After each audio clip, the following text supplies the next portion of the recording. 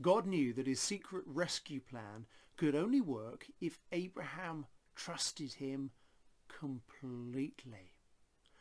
God had to make sure Abraham would do whatever he was asked. So a few years later, God asked Abraham to give him a present.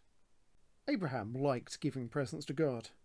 He gave God his animals. They were called sacrifices, and they were a way to say, "I love you" to God.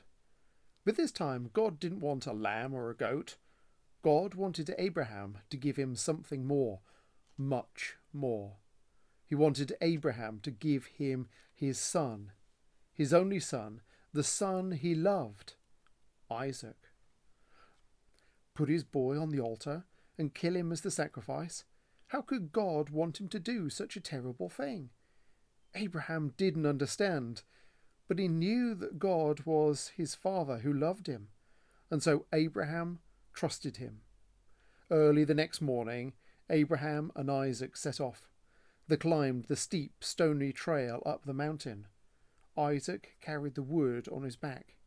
His father carried the knife and the coals. "Papa," Isaac said, "we have everything except we forgot the lamb for the sacrifice." "God will give us the lamb, son," Abraham said.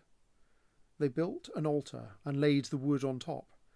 Abraham asked his son to climb on top of the wood. Isaac didn't understand, but he knew his father loved him, and so he trusted him.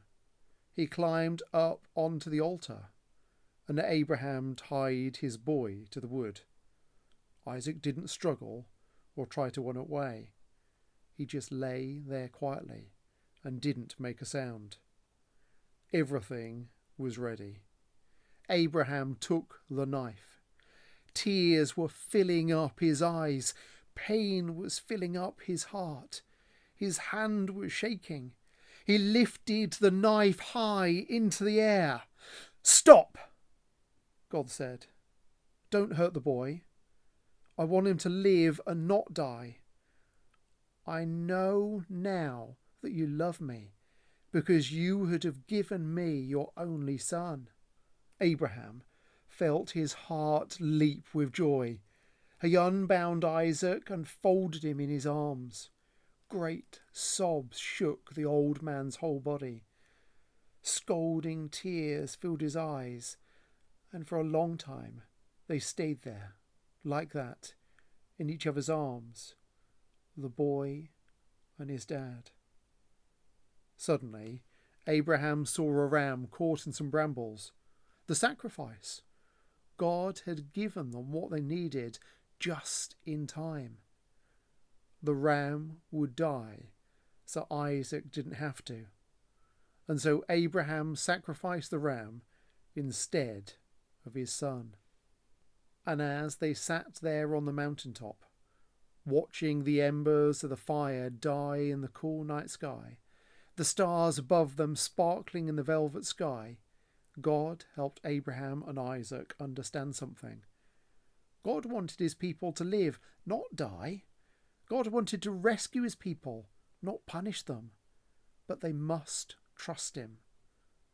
One day, someone will be born into your family, God promised them, and he will bring happiness to the whole world. God was getting ready to give the whole world a wonderful present. It will be God's way to tell his people, "I love you."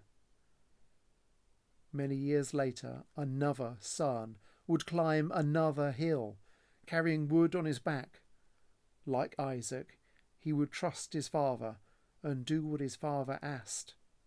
He wouldn't struggle or run away. Who was he? God's son, his only son, the son he loved, the Lamb of God.